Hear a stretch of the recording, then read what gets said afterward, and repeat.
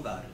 Now there are others perhaps for 3 parameters, string toke, others for maybe 2 parameters, and we would get the same behavior or similar behavior with that one call to string toke, where string toke is the message that's being passed. Advantages and disadvantages. Sometimes we try to shoehorn in OOP into places it doesn't belong. Simple as that. At the same time, sometimes we try to shoehorn in procedural methods in places where objects would fit beautifully. Graphics, natural in many ways for an object-oriented programming paradigm. It grew up in a time when before we had this paradigm around. We often will use C++ or an object-oriented paradigm to kind of model things, but when it gets down to other aspects of graphics, we use procedural programming. For example, rendering and so on. So the message of these several slides is we want to use the appropriate paradigm. Use the appropriate paradigm for what we're trying to solve.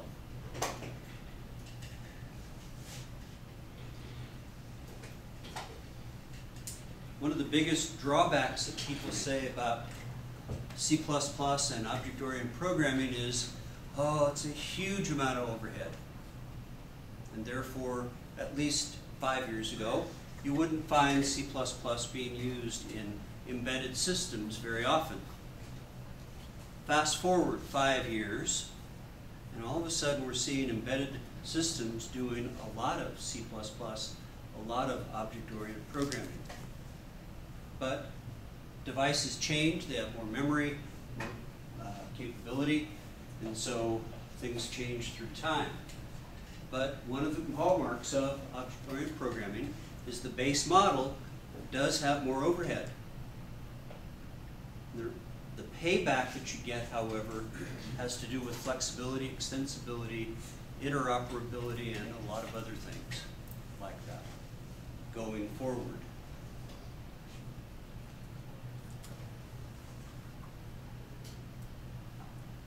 And again, for me, simulation is a key phrase when we start to think about object-oriented programming.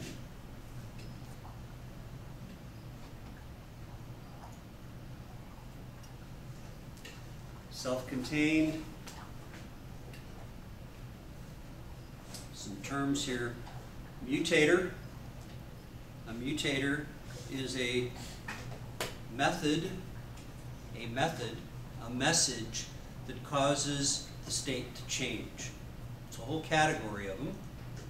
Includes a lot of different actual instances, but a mutator is a way of categorizing methods. So mutator is simply one that changes the state. Initialization. Initialization is another kind of, another aspect, if you will, of object-oriented programming. And then this notion of interface, providing an interface. We'll talk about getters and setters, properties, and properties with getters and setters. VB has that built in, properties. It's actually a phrase, part of the language.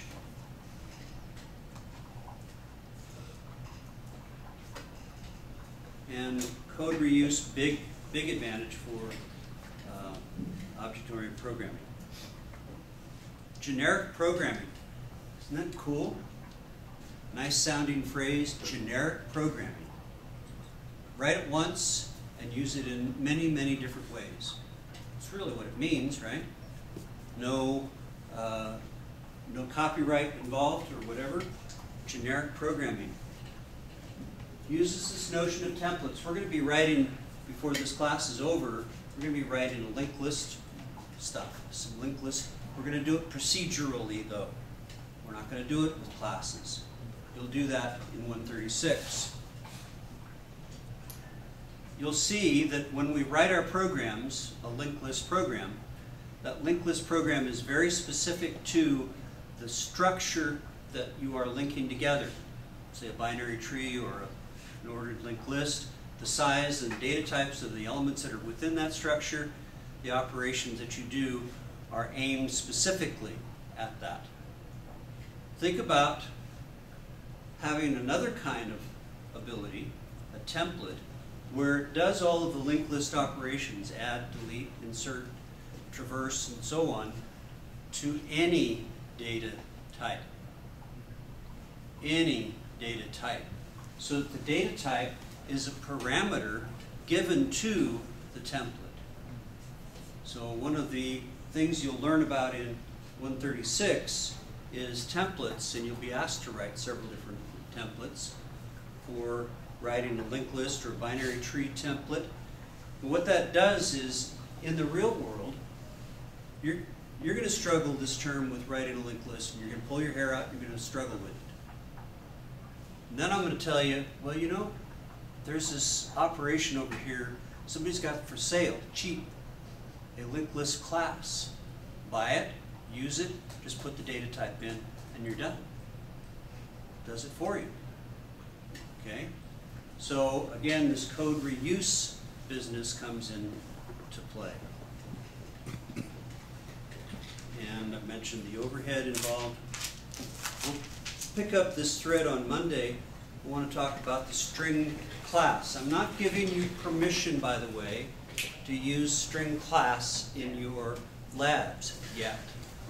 I will for the term's over, but not yet. Okay?